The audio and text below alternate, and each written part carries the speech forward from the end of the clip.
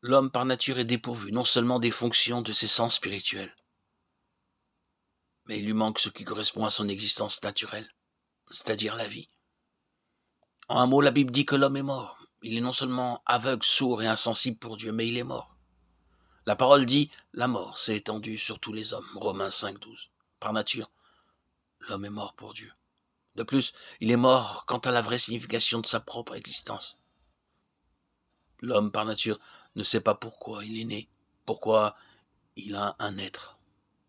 Nous trouvons toutes sortes de définitions de son être, des raisons et des explications absurdes pour décliner toute responsabilité, et ainsi de suite. Tout cela prouve que l'homme est complètement mort quant à la signification de sa propre existence. Il en tire le meilleur parti possible, et quelquefois l'homme fait quelque chose de très bon de sa vie, mais malgré tout, en ce qui concerne l'éternité et sa relation avec Dieu, l'homme ne sait pas pourquoi il est vivant, pourquoi il a un être. Il est mort à cet égard. Il est mort aux choses célestes et aux valeurs éternelles. Quelle chose futile et désespérée que de parler à l'homme naturel des choses du ciel et des choses de Dieu. Il vous regarde bouche bée, il ne sait pas de quoi vous parlez. Cela appartient à un monde qui lui est simplement inconnu. Cela est pour lui quelque chose d'étranger, de lointain. Il s'ennuie complètement.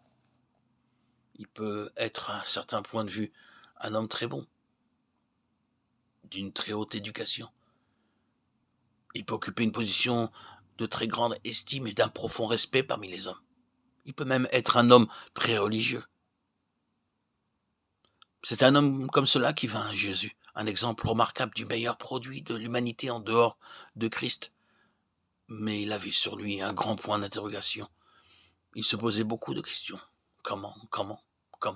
En fait, Jésus lui répond, eh bien, il est inutile de te parler des choses célestes.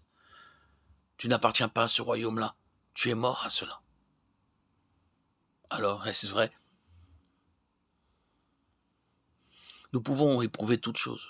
Ceci n'est pas seulement une déclaration de doctrine chrétienne abstraite, c'est une déclaration de fait qu'il est possible de vérifier. Nous pouvons en connaître la vérité dès maintenant dans notre propre expérience. Plusieurs d'entre nous savent que c'est ce que nous étions dans le passé, mais que par la grâce de Dieu, nous ne le sommes plus. Selon la Bible, l'homme est mort. Il est inutile de parler à un cadavre. L'on n'en tirera rien.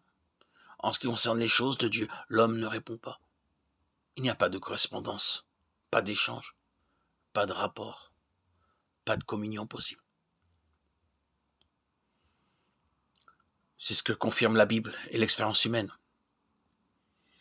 au sujet de l'état de l'homme par nature.